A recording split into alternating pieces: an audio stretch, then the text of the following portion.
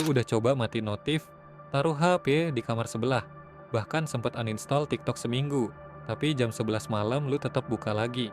Bukan karena niat lu kurang kuat, tapi karena aplikasi itu didesain biar sistem otak lu kalah duluan sebelum sempat lawan.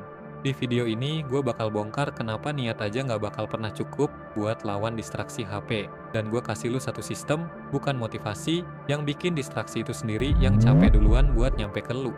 Lu pasti pernah mikir, gue emang orangnya lemah, gampang tergoda, tapi coba pikir ulang. Aplikasi kayak TikTok, Instagram, sama game punya tim khusus yang kerjanya cuma satu. Bikin lu buka app itu berkali-kali sehari dengan reward yang nggak bisa lu tebak kapan datangnya. Ini namanya variable reward, sama kayak mesin slot di kasino. Otak lu bukan nggak kuat nolak, otak lu emang didesain buat ketagihan sama pola kayak gitu. Jadi kalau lu ngelawan pakai niat doang, itu sama kayak lu lawan tim yang risetnya udah jalan bertahun-tahun, sendirian, tanpa senjata. Tapi ini yang kebanyakan orang nggak sadar, sebelum lu bisa lawan, lu harus tahu dulu apa yang manggil lu buka HP. Ini yang gue sebut trigger audit, langkah pertama dari apa yang gue namain sistem pemutus arus. Trigger itu ada dua jenis.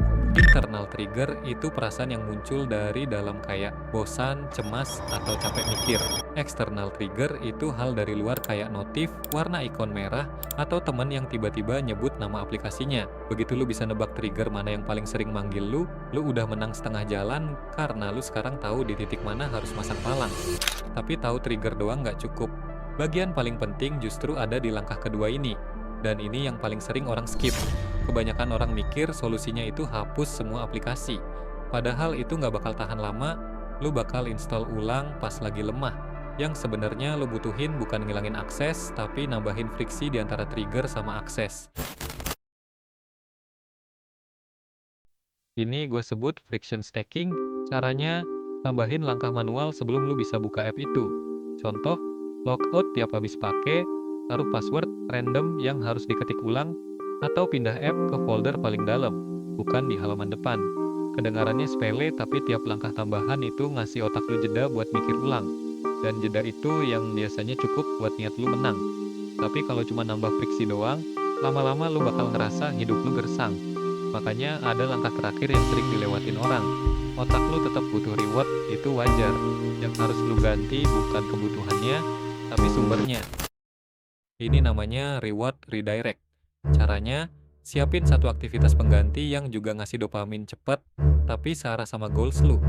Misalnya, kalau trigger lu itu bosan pas nunggu, ganti sama satu chapter buku ringan atau podcast 5 menit. Kalau trigger lu itu capek habis belajar, ganti sama jalan kaki keluar kamar 5 menit.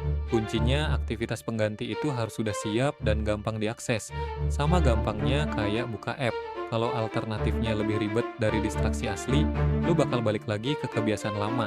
Sekarang, 3 kesalahan yang bikin sistem ini gagal di tengah jalan. Pertama, langsung maksa diri hapus semua distraksi sekaligus. Ini bikin lu burnout dan balik lebih parah. Kedua, cuma matiin notifikasi doang tanpa nambah friksi ke akses, notif mati, tapi app tetap satu tab doang. Tiga, nggak nyiapin reward pengganti dari awal, begitu ada jeda kosong, otak lu otomatis balik ke jalan yang paling gampang, dan itu biasanya balik ke app yang sama. Jadi inget, lu nggak kalah lawan distraksi karena niat lu lemah. Lu kalah karena lawan sistem yang didesain buat menang pakai tangan kosong. Begitu lu ganti niat jadi sistem, trigger audit, friction stacking, sama reward redirect, distraksi itu sendiri yang jadi capek duluan buat nyampe ke lu. Bukan lu yang capek nahan diri. Coba sekarang, komen di bawah trigger internal atau eksternal apa yang paling sering manggil lu buka HPE. Gue bakal baca satu-satu dan beberapa bakal gue bahas di video berikutnya.